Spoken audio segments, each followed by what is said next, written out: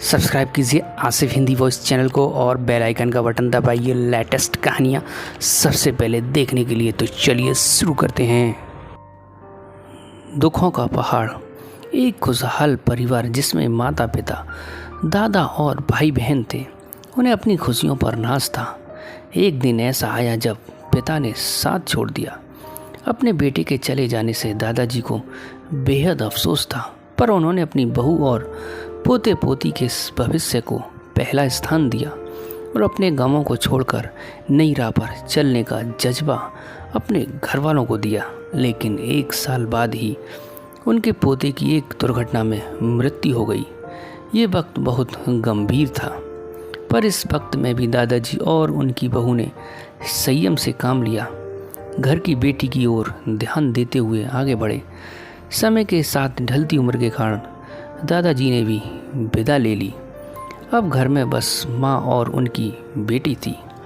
एक खुशहाल परिवार बिखर गया।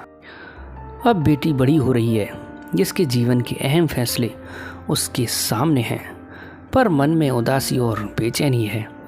महज 14 वर्ष की आयु में पिता और फिर भाई को खो देने की तकलीफ़ है, पर हमेशा अपनी माँ की सीख पर ही जीवन में आगे बढ़ती रही। हमेशा एक हंसता हुआ चेहरा लिए ही उसने अपने जीवन को गले लगा रखा था। एक दिन अकेले पड़ के बाण टूट गए और उसने भरी हुई आंखों से अपनी माँ से पूछा, माँ, आप हमेशा कहती हो कि हमारी ज़िंदगी बहुत अच्छी है, दुनिया में बहुत तकलीफ़ है, पर हमारे साथ ईश्वर है, लेकिन मुझे तो ये नहीं लगता। एक एक करके सब चले गए, आज केवल उनकी यादें हैं। तब माँ ने उसे जवाब दिया, बेटा, मैं मानती हूँ तूने बहुत कम उम्र में अपने पिता और भाई को खो दिया।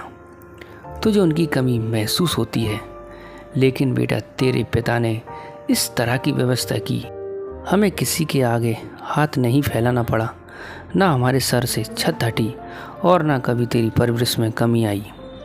तेरे और मेरे नसीब में उन सब से दूर जाना तय था, पर भगवान में यकीन रखते हुए हमने हमेशा उसका आदर करके ज़िंदगी को गले लगाया।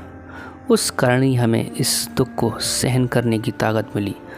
अगर ये हिम्मत नहीं होती तो आज हमारी ज़िंदगी एक अभिशाप बन जाती।